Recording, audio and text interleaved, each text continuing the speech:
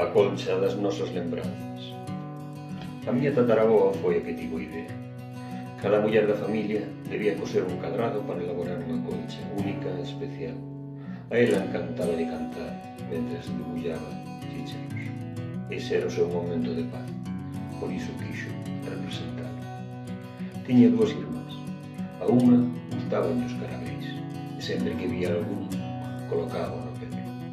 Tanto lle gustaban que moitos a coñecían como nena do carabel, ainda que xa non fora tan nena. Por iso, coseu un ben vermello e uniuno ao cadrado ao do miña tataraboa. A súa irmá pequena entretiña facendo coroas vestidas que lucía presumido. Din que parecía unha fada e que flotaba ao camiñar, e ela tamén dixo o seu verdade. A miña bisaboa era unha muller de poucas palabras, e as poucas que dicía eran tremendamente sabias. Se había algo que lle gustara máis co silencio, era o seu can, Tristán, cuxa imaxe luce agora preciosa no seu anaco de concha. A prima da miña bisaboa chamábase Margarita. Dicía que contaba as mellores historias de toda a aldea. Nunca faltaba un libro na súa mesiña de noite.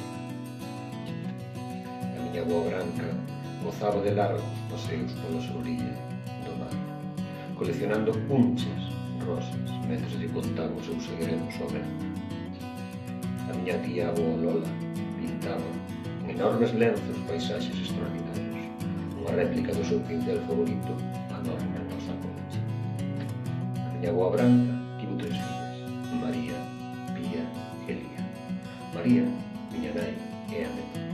A miña tía Pía sempre dixo que o mundo é demasiado bonito para permanecer quieta nun solo lugar durante moito tempo.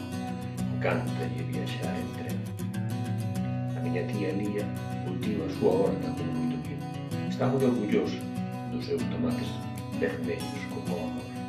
Na súa casa parece que nunca pasa o tempo.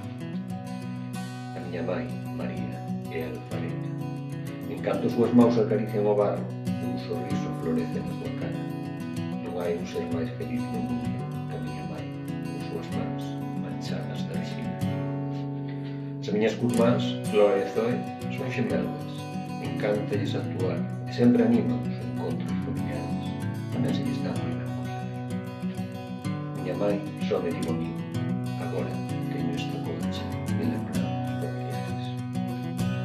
Ainda que a tradición levar as mulleres de familia a elaborar esta colcha, non quero perder o precioso agasallo de poder tecer a nosa historia.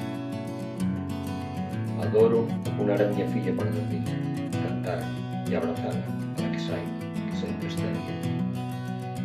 Son un ateo e o meu corazón está cheo de amor e orgullo por continuar con esta tradición familiar.